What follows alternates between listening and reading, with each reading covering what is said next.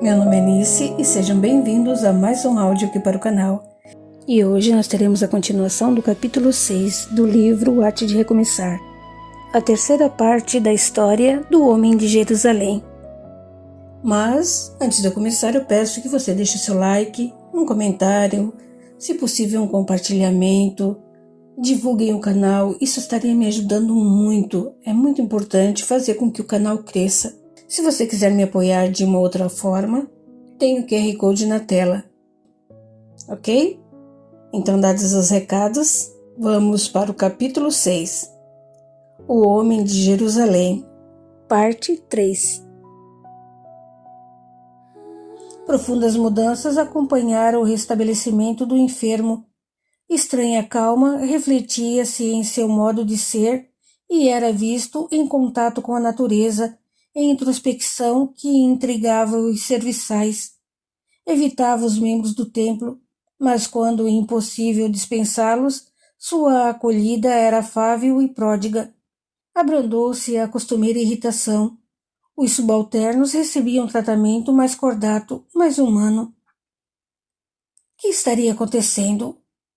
Como os seres humanos analisam as questões do ponto de vista de suas crenças, valores e interesses pessoais, os religiosos e fariseus atribuíam a Jesus a terrível enfermidade, delegando ao rabi a culpa pelo estranho estado de alienação do antigo companheiro e cúmplice de desmandos. Por outro lado, os cristãos e escravos maravilharam-se com a mudança, pois o amo deixara de atormentá-los, atribuindo a cura e a transformação a Jesus, passando a seguir os passos do Mestre, interessando-se pelos ensinamentos de quem havia operado tamanho milagre. Os religiosos nem queriam ouvir mencionar a presença da jovem judia, imputando ao acaso e aos médicos o restabelecimento da saúde do companheiro. Os pequeninos, ao contrário, lembravam-se dela com alegria, enaltecendo sua beleza e a paz que na qualidade de mensageira do Mestre trouxera à moradia dantes atribulada. A voz pequena comentavam: "O Senhor necessita saber a respeito dela. Uma moça tão linda, quem sabe até poderiam apaixonar-se. Por que não? O amo afastar-se-ia daqueles abutres do templo. Está na hora de as coisas mudarem definitivamente nesta casa." Contudo, temiam contrariar as ordens dos fariseus e calavam, embora a verdade provocasse comichões em suas ansiosas gargantas. Naquela manhã, o moço judeu recebeu visita dos sacerdotes. Vinham cobrar-lhe o resultado das diligências junto a Jesus, pois o intenso movimento em torno do rabi continuava a incomodar, em um crescente preocupante.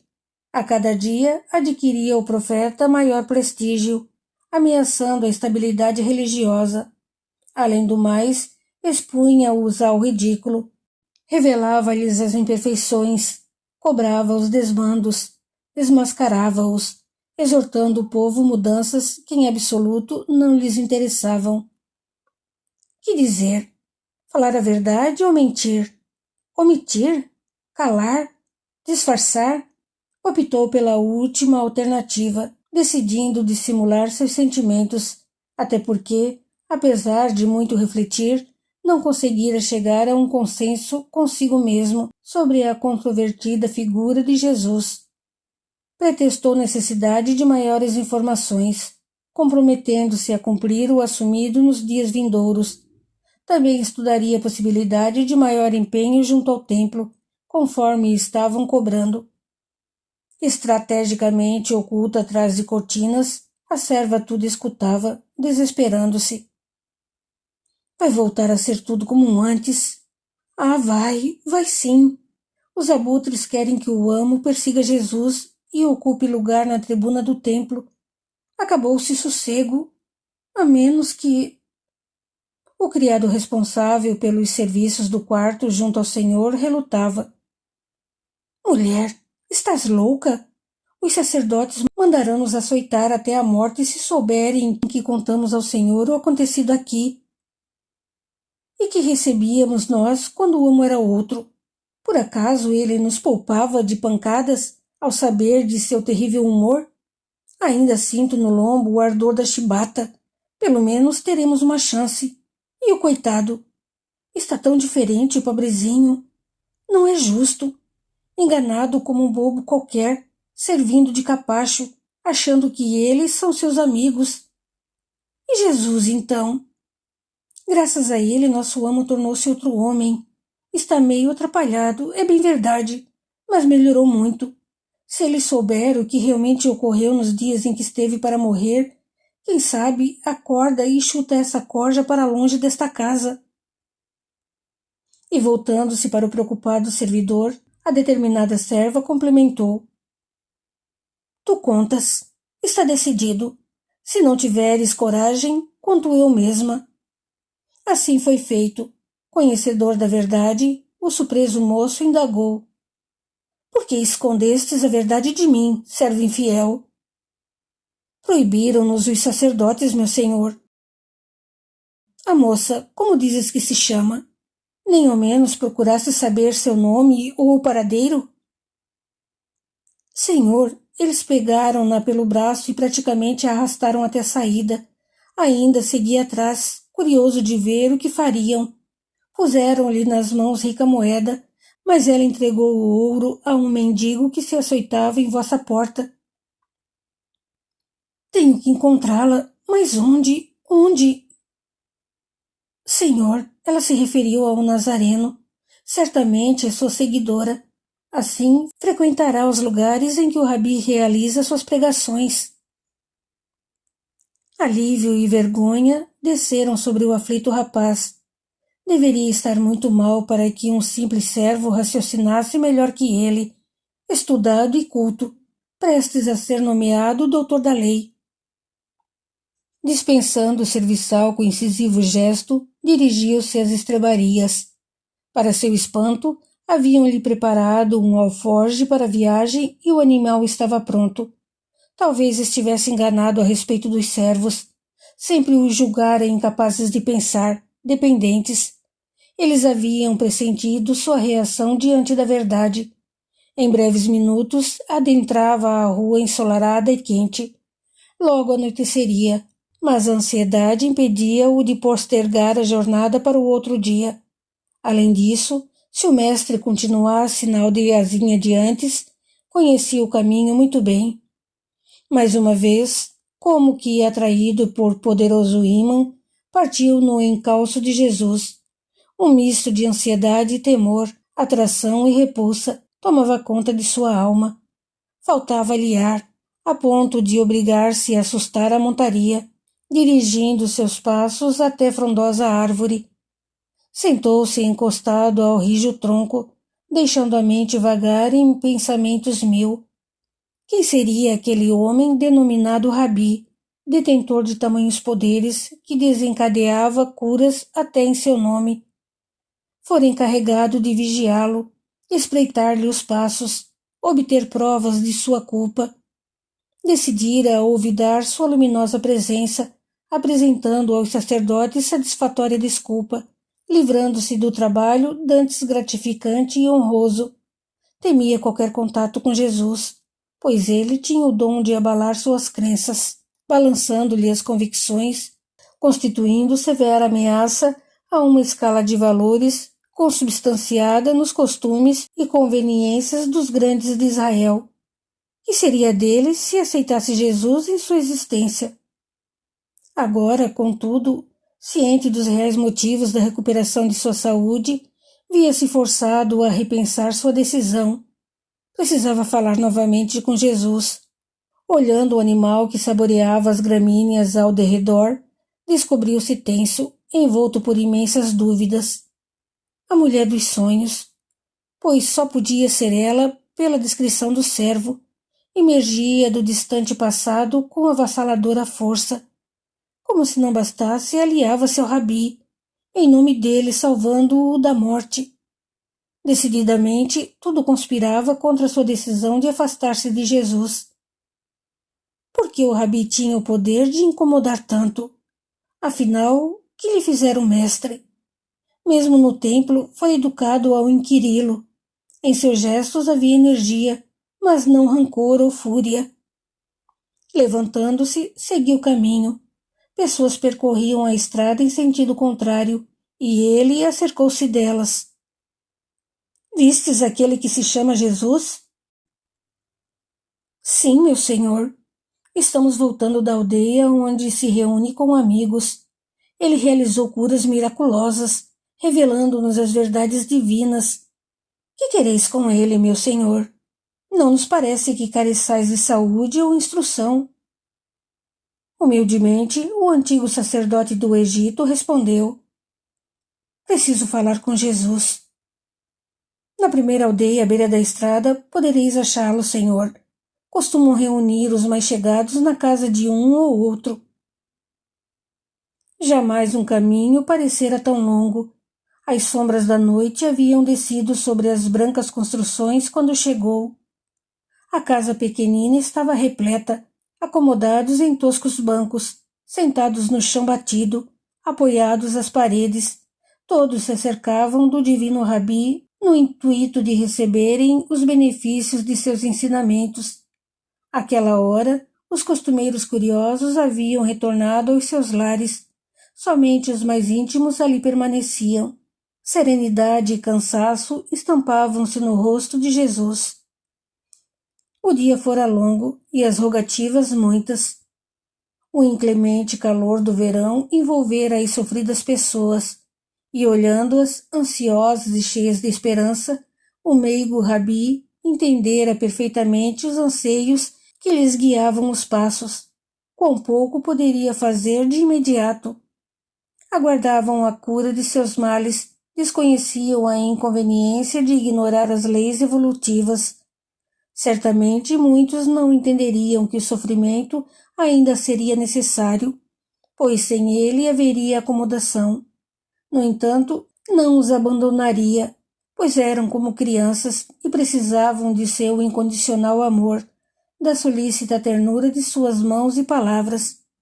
Para a maioria, seria hora de deitar a semente, aguardando um momento preciso de germinação e crescimento. Então, meus amigos, que desejais? O mestre indagava, sorrindo para João, que o fitava com admiração e reverência, convidando-o à formulação da dúvida que a voz até então calara. Senhor, conta-nos a respeito da vida após a morte. Temos curiosidade, pois nunca ninguém voltou para relatar claramente o que se passa depois. Os ensinamentos das Escrituras deixam muita coisa oculta, misteriosa. É verdade que vivemos muitas vezes? O moço judeu, junto à porta onde discreto se postara, alegrou-se com o providencial questionamento. Finalmente teria chance de obter respostas para as dúvidas que o afligiam. Credes que nosso pai faria corpos tão perfeitos para que tudo findasse com a falência do físico? Não vos parece um desperdício? E que constitui uma única existência perante a grandiosidade do universo? Quantas vezes não ficastes olhando as estrelas no firmamento, sentindo-vos pequeninos, angustiado diante da constatação de que nada sabeis a vosso respeito e a respeito dos outros, do mundo, enfim. No entanto, mesmo em vossa pequenez, reconheceis a maravilha que sois, a perfeição de vossos corpos, o brilho prometido para vossas inteligências. Bem no âmago de vossos seios, tendes a certeza de que nada acabará com a morte. Somente o medo do desconhecido e a falta de fé fazem com que tenhais dúvidas a respeito da continuidade da existência de vida após o desencarne. Pois bem, a reencarnação constitui o mecanismo primeiro pelo qual se processa a evolução de cada espírito criado por Deus. Ainda que vos recuseis a aceitá-la, dela não estareis isentos. Mas não nos lembramos de nada, mestre. Que proveito tiramos se o esquecimento tolda nossa visão? Não seria melhor recordarmos? Caminhamos como cegos, certamente repetiremos os erros. João, meu amigo, o esquecimento das existências anteriores faculta ao espírito a oportunidade de recomeçar sem a lembrança dos erros e desafetos do passado. Para a maioria, quase que absoluta das pessoas, o conhecimento escancarado do que já foram, do que fizeram, dos relacionamentos entretecidos, somente serviria para inviabilizar importantíssimas oportunidades existenciais. Seria impossível conviver com uma mesma família, por exemplo, com aquele que nos assassinou outrora. Por outro lado, ao reencarnar, a criatura trabalhará seus sentimentos rumo à perfeição. Os fatos, meus amigos, os fatos deixam de ser importantes, somente ocorrem em função da imperfeição de cada um. A alguns é autorizado lembrar, muitas vezes através de processos que se assemelham aos sonhos, mas que são verdadeiros mergulhos no passado. Um dos motivos de tal conhecimento seria conceder ao encarnado provas cabais dos erros cometidos e da urgência em assumir compromissos deixados para trás. Muitos são os chamados, já o dissemos, mas poucos fazem por si mesmo o necessário, perdendo vezes e vezes as chances de crescimento. Segredos tenebrosos do passado, erros fragorosos, atos culposos, tudo se dilui na imensidade do amor verdadeiro, aquele que independe das cadeias consanguíneas e se estende à humanidade. Aos agraciados com a oportunidade de recordar, recomendamos coerência e discernimento para que não se percam novamente, pois a simples recordação não constitui certeza de acerto, e muito menos de convicção do indivíduo. As perguntas sucederam-se e a todas ele respondeu com a costumeira objetividade. Agradavam-lhe sobremaneira aqueles serões repletos de ânsia de aprender, envoltos na ternura dos que amam, no aconchego dos que se respeitam. Finalmente, Jesus levantou-se dizendo: Vamos dormir. Amanhã teremos um dia cheio. Quis correr atrás dele, perguntar mais. Todavia a educação tolheu seus anseios. Aguardaria o amanhã. Fora da casa, os astros cintilavam e o luar delineava caminhos. Uma brisa cálida agitou-lhe os fartos cabelos e o aroma de flores silvestres sensibilizou agradavelmente suas narinas. Outro perfume veio com o vento, ativando-lhe os centros da memória. Ela! Parada em meio à noite, envolta pelo luar que se derramava dos céus, misteriosa e linda. Seria produto de seus sonhos ou realidade? Oportunidade de recomeço e perdão, talvez. Estás melhor, meu senhor, bem vejo. Não conseguiu dizer nada, as palavras presas na garganta, emoção e dor sufocando-o. Jamais a ele se dirigira antes, mesmo quando um filho de ambos distendera seu indefeso ventre. Junto à gigantesca coluna do templo, no Egito de outrora, nenhuma palavra, nenhum julgamento. Nas noites de amor, sedado o corpo, silêncio de palavras. Senhor, vinde, sentai-vos aqui. Empalidecestes. Acaso vos ofendo com minha presença? Perdoai-me o atrevimento. Julguei lembrareis de minha pessoa. Tola, estáveis desacordado. Ainda emudecido, o moço pensava: Deus, meu Deus, que devo responder? Como explicar a essa moça o distante passado? Julgar-me-á louco, insano, terá medo de mim. Esforçou-se no sentido de adquirir o costumeiro equilíbrio. Precisava de muita calma. Evidentemente, as recordações pertenciam somente a ele.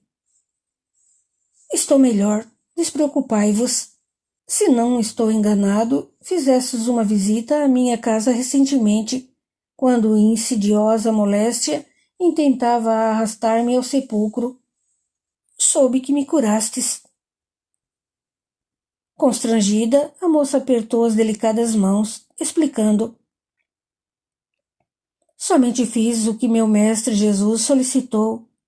Naquele dia, ele acabara de chegar à nossa aldeia. Retirou-me do meio dos que ouviam sua palavra, falando-me a respeito de vossa pessoa. Disse que sois muito estudioso e entendido das leis de nosso povo. Afirmou estimar-vos e necessitar de meu concurso para vos recuperar de cruel doença. Enviou-me, recomendando-me que obedecesse ao meu coração.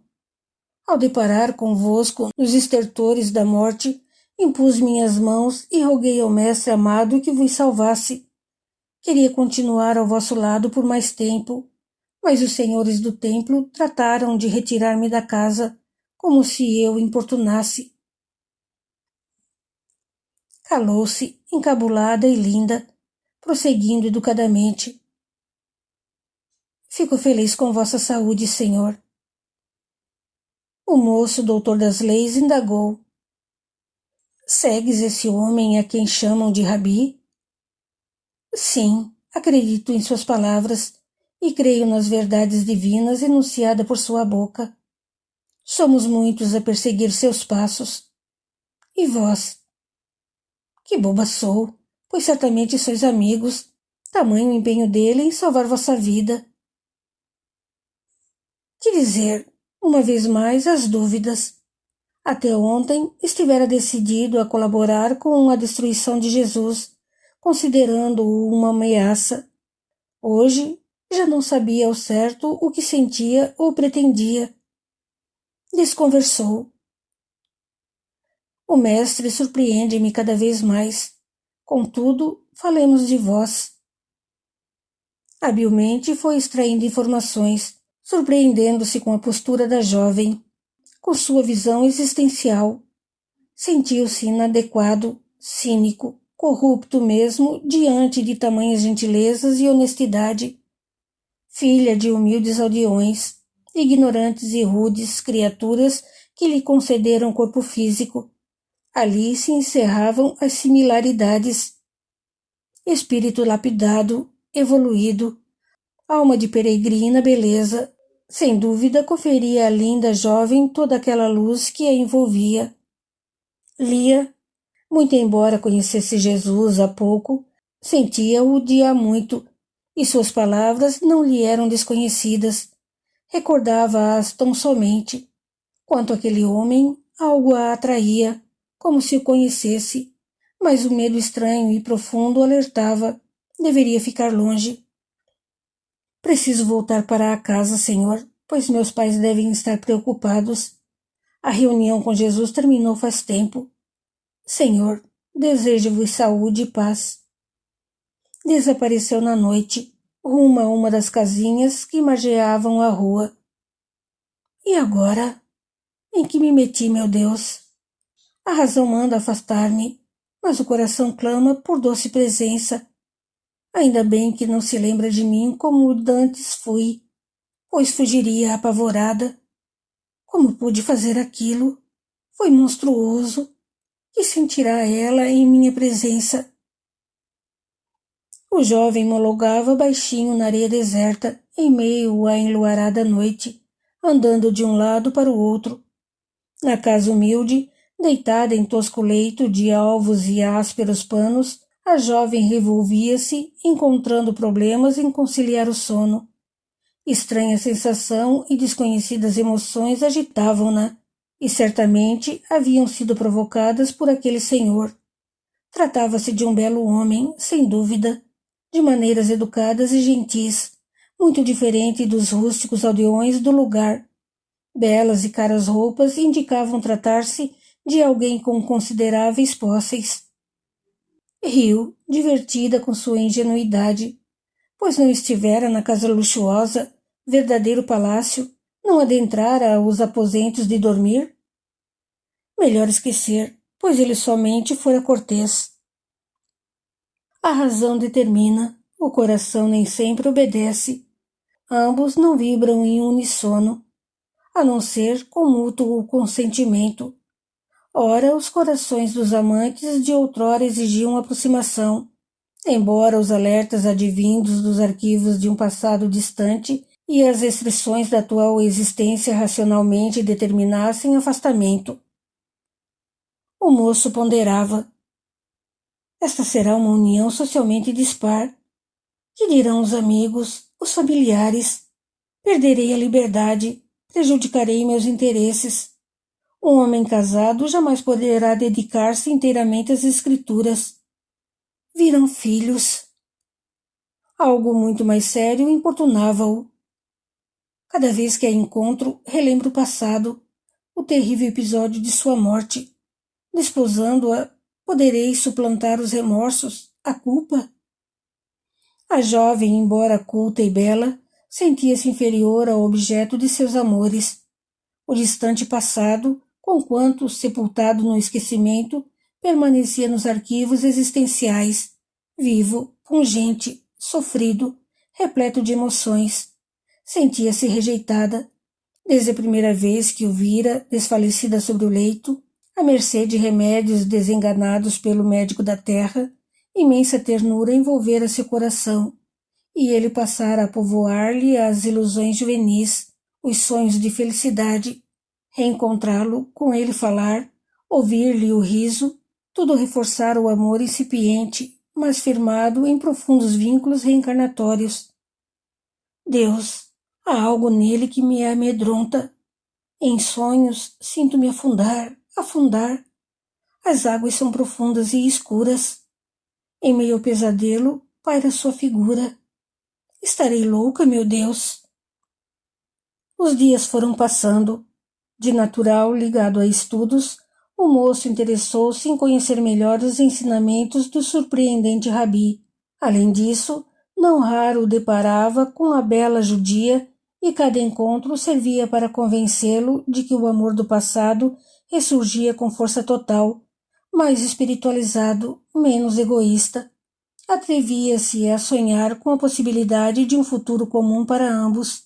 Lia, contudo, retraída e assustada, evitava-lhe a presença, embora seus olhos buscassem a figura alta e viril do moço onde ele estivesse. Consciente do que desencadeara há séculos, o judeu entendia-lhe os temores, sentindo-se impotente para extingui-los. O mestre continuava a intrigá-lo, embora a animosidade houvesse se desfeito. Que diria o compassivo Rabi a respeito de tudo aquilo? Breve ele iria embora, continuando sua trajetória por outras paragens, e urgia a aclarar as ideias. O acaso ofereceu-lhe a tão almejada oportunidade. Naquela manhã, Jesus abandonara o leito bem cedo, enquanto todos ainda dormiam.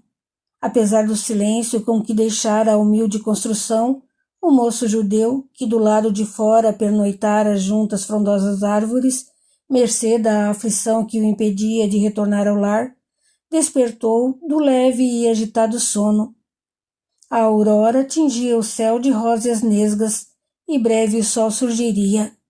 A casa encher-se-ia de gente, atraída pela presença do meigo Rabi. Agora ou nunca. Rabi, permites que me aproxime, perturbando-vos a paz? Sim, meu amigo. Não me perturbas em absoluto. Vejo que também levantaste cedo. Conversemos, pois. Mestre, não sei o que faço. Sabeis do meu passado e das vilanias que cometi. Conquanto não seja santo, atualmente jamais cometeria tais erros.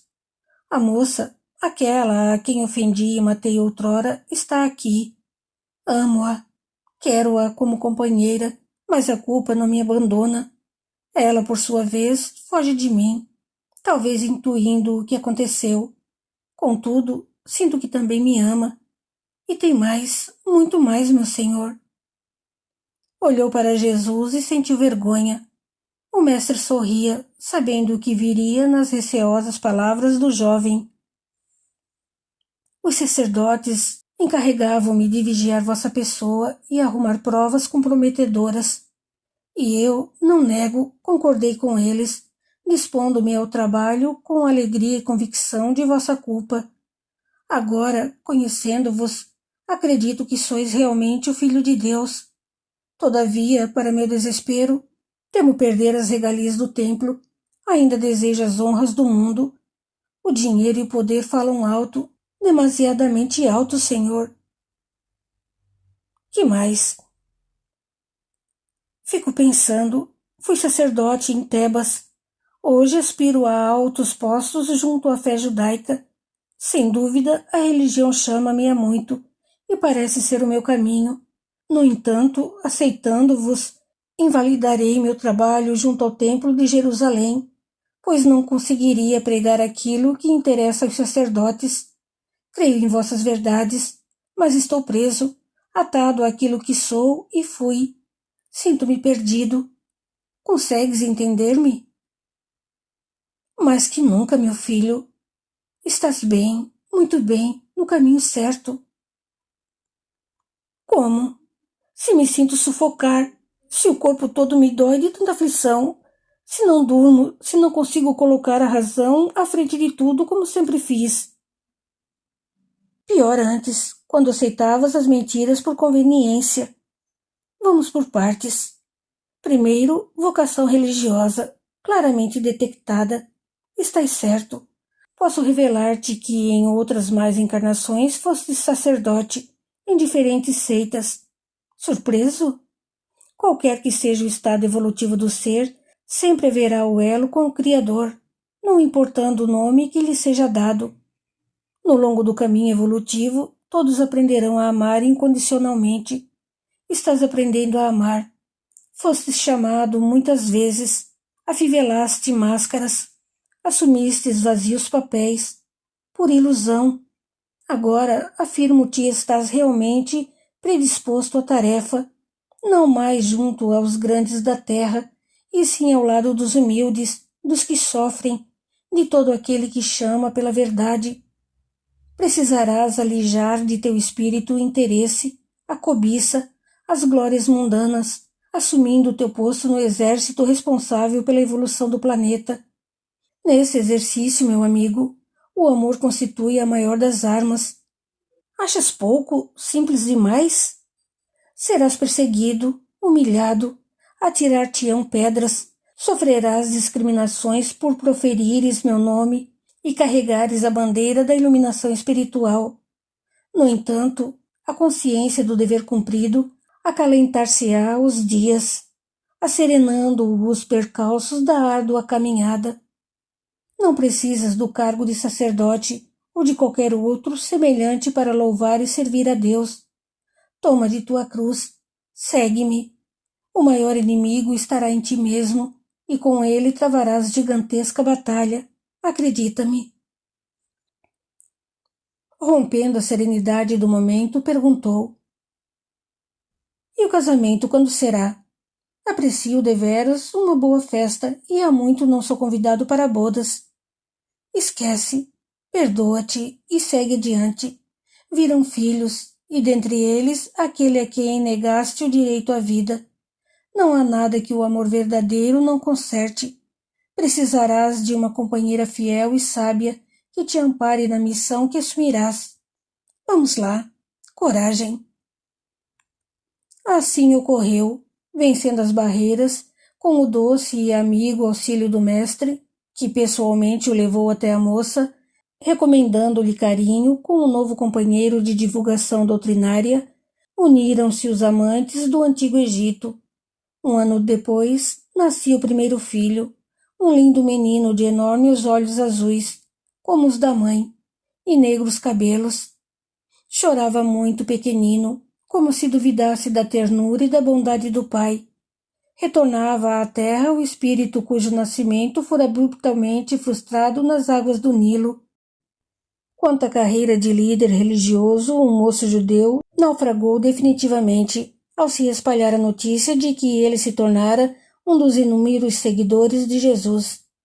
A partir desse aparente insucesso, longos e profícuos anos de trabalho na seara do mestre marcaram a existência do antigo sacerdote egípcio.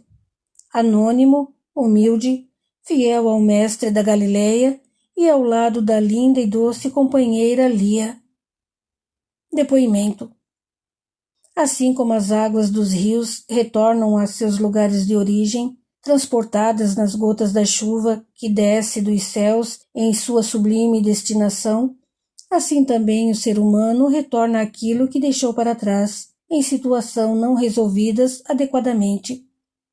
Desafetos do passado, amores vilipendiados pela natureza ainda excessivamente instintiva e embrutecida do ser, pelo egoísmo e orgulho exacerbados, todos eles determinam pelas naturais leis de ação e reação a reunião dos personagens de outrora, entrelaçando existências em reencarnações destinadas a repetir a experiência e a aprendizagem mal sucedidas. Jesus! Lembro-me como se fosse agora do momento em que ele, com doce sorriso nos lábios, acercou-se de mim. Lia, podes auxiliar-me? Mestre, quem sou eu para isso? Outros há melhor preparados. Surpresa e assustada, fitava-o, mergulhada nos olhos de luz. Ele, sorrindo sempre, complementava. De ti necessito. Irás ao leito onde jaz um servidor de meu pai, trazendo-lhe o alívio de cruel enfermidade. Para tanto, basta que imponhas em meu nome tuas mãos sobre ele. Depois retornarás, pois não te permitirão acompanhar-lhe as melhoras, embora assim o desejes. Como me esquivar? A carroça simples conduziu-me da aldeia às ruas de Jerusalém, e por elas segui, coração aos saltos. Junto ao moço judeu, tornei-me presa de estranhas emoções, sentimentos desconhecidos até então, vontade de aproximar-me e de fugir ao mesmo tempo. Medo, pavor, ternura. No entanto, busquei no fundo da alma forças e foi com verdadeiro amor fraternal que o toquei em nome de meu mestre. Ao sair da casa, julguei que nunca mais o encontraria. Eu, filha de humildes pescadores. Ele, doutor das leis de Israel, rico varão de nobre estirpe. Reencontrá-lo e unir-me a ele tornou-se um sonho de amor inadmissível, embora o coração o houvesse desejado em segredo desde o primeiro momento. A seu lado, na qualidade de esposa, testemunhei o árduo e perseverante combate, no qual o homem velho intentava sufocar o novo homem, que ansiava pela libertação das constringentes amarras do passado. O esquecimento benéfico das encarnações anteriores propiciou-me um encontro com o algoz de outrora sem revolta, com apenas estranhos medos que se diluíram pouco a pouco diante das atitudes do esposo profundamente amoroso e gentil. Desprendido o espírito da matéria, no final da existência de lutas empreendedoras, retornaram as recordações. Mas então o amor havia aparado todas as arestas e dignificado o sentimento tão somente apaixonado de outrora.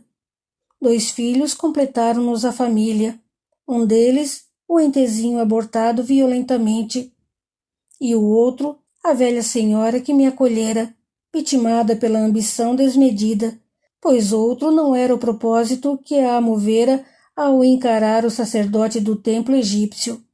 A paciência e a sabedoria do companheiro souberam desfazer os laços de temor e ódio, unindo os envolvidos na tragédia em fraterna convivência.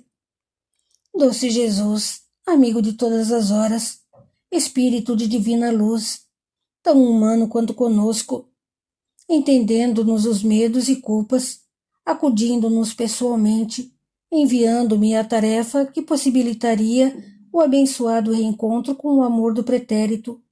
Muitos guardavam dele recordações nos momentos difíceis da crucificação, nas preleções magníficas em contato com o céu e o mar pelas estradas.